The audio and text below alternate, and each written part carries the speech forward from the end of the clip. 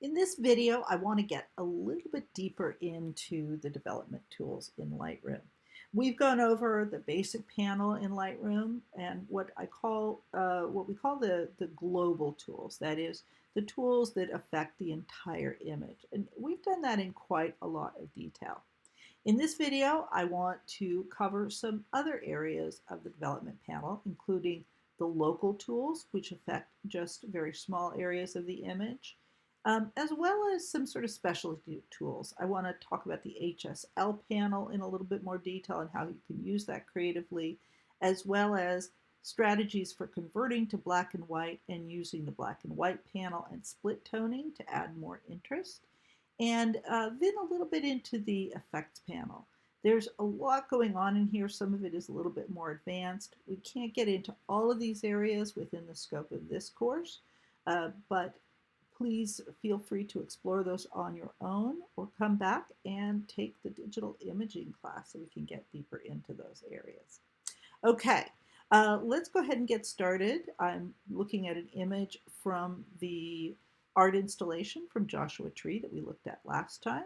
And I want to start by showing you how to use some of these local tools to correct this image or to improve it, let's say it that way. So the local tools, we have spot removal, red eye, which we're not going to use probably now. And I don't know if I've ever used the red eye tool, but it is there.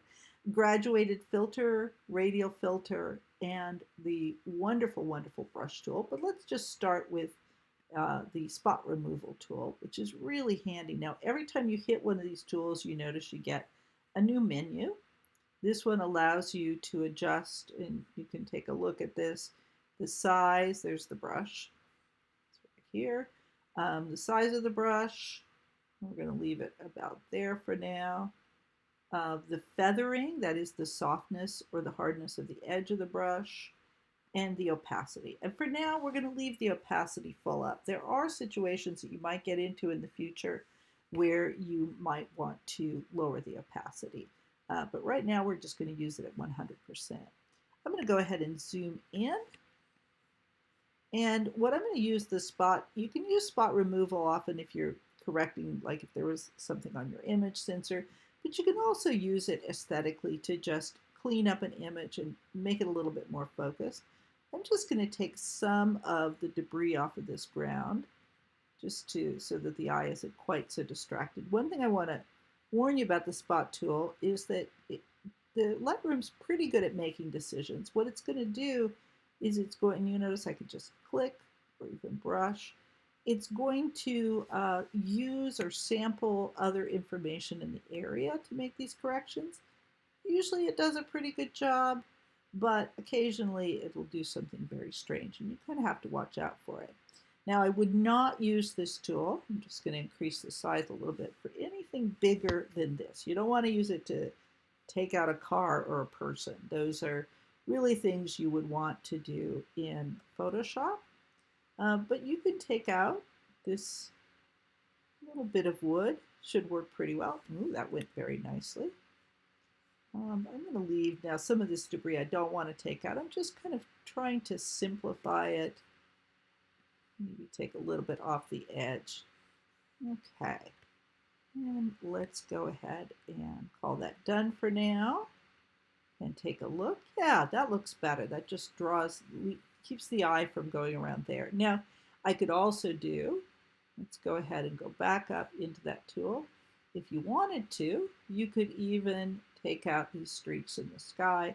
Now, of course, that is an aesthetic decision. You may like the way those look, but I'm just going to go ahead and take those out. You notice that the bigger sort of empty field you have, the messier you can be with this. But I can just paint along, and that'll just remove that. Let's click done.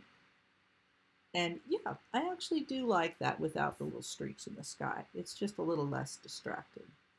Okay, the next filter that I want to use here, the next local tool that I want to show you, is the graduated filter. This is an awesome tool. There's a radial version, and then the normal graduated filter. This is great when you have a scene like this where you might want to make the sky more dramatic. but you don't want to change this because we've already adjusted all of the global areas here, and I like the way all of these objects are looking. So instead, I want to actually be able to just change the sky.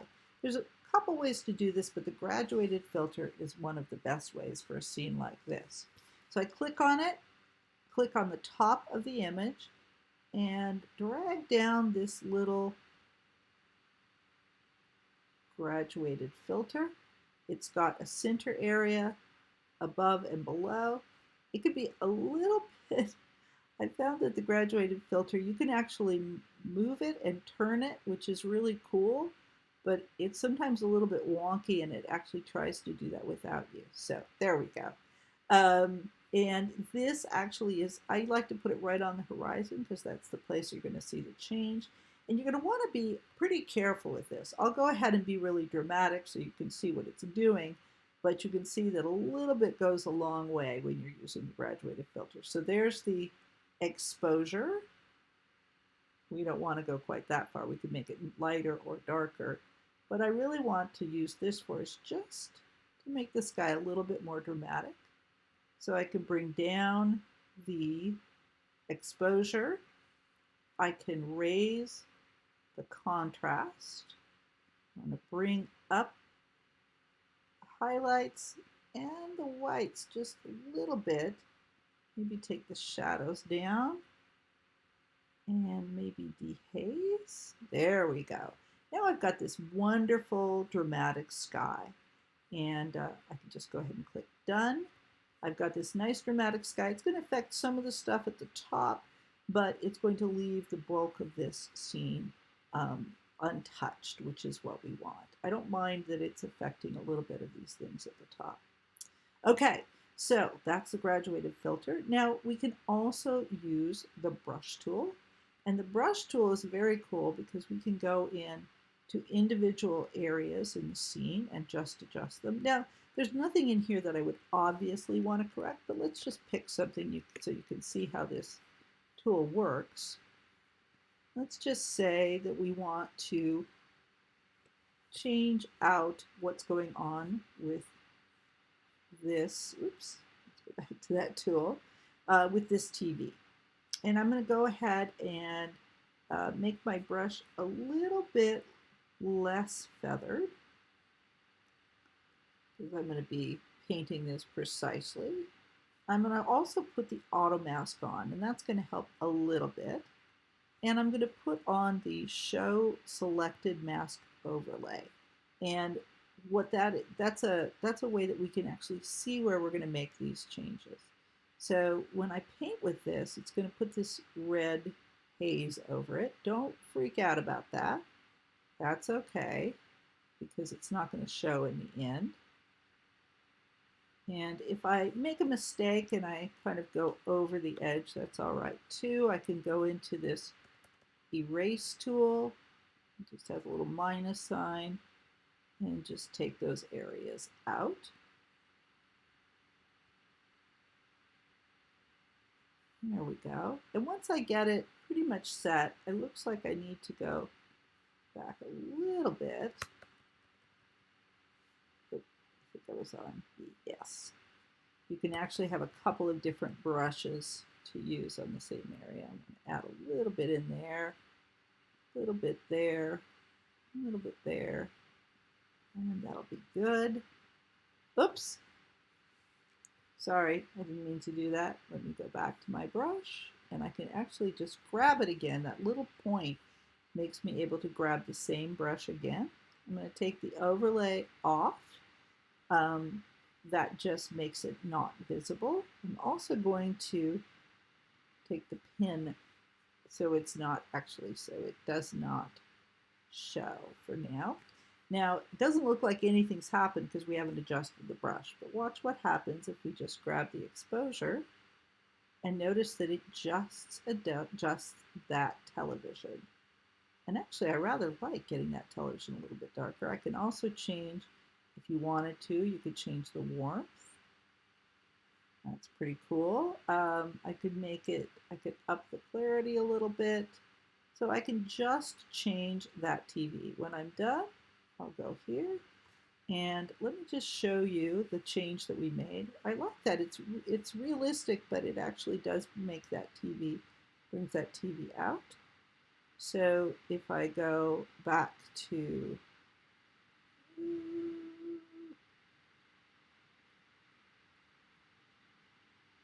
here, you can actually see from here to there. You can see the change in that TV. Ooh, I went even a little bit.